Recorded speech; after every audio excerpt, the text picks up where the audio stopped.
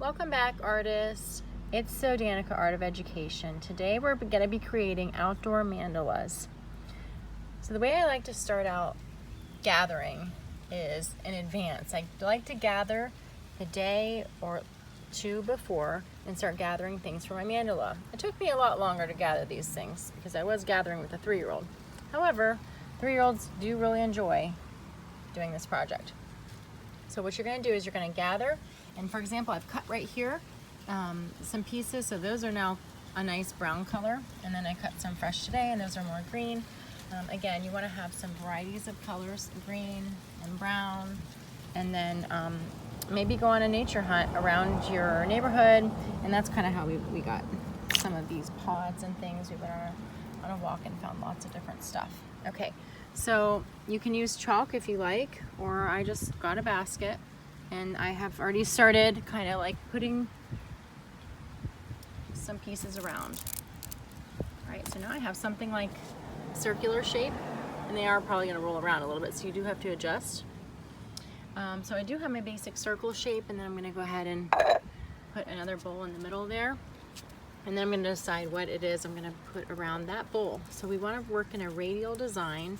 That means you're going to try to make it look the same all the way around as you create your artwork. Okay, so whatever you put on one side, you're going to try to repeat that on the other side. All right, so I'm going to do a pattern. So I'm going to do a green and yellow pattern, green and yellow, all the way around here.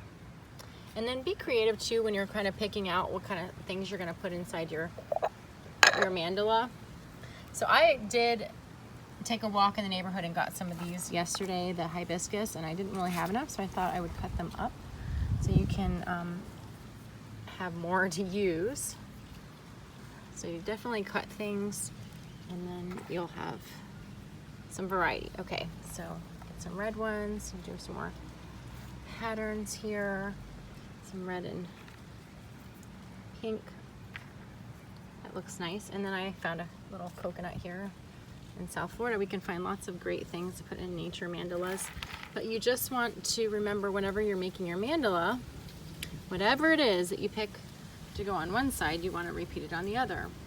So working with radial patterns is really good for helping our minds to think mathematically. This project can be done for anyone as young as 3 years old and up. And some artists are nature artists, and they mainly do just these types of mandalas. The mandala came from Asia, and they're very popular in Kerala, India. And there they actually will take coconuts and dry the actual coconut flesh.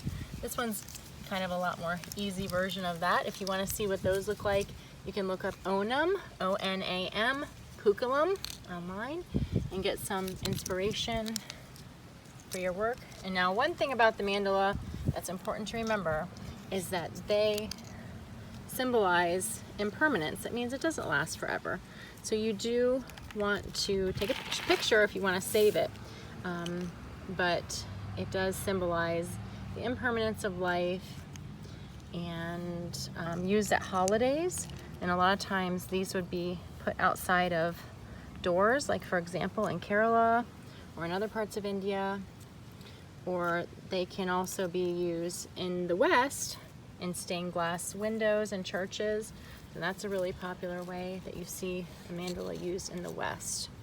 So they are found all around the world, and that's the really interesting thing, is if you search a region and you look for what their mandala looks like, it's going to be different no matter where you look. You could go on and on and on and build these mandalas. I'm making it a very simple version of a mandala, so my younger learners can also create these, and these are really fun to also make at the beach. But I hope you enjoyed It's So Danica, the Art of Education, outdoor mandala making.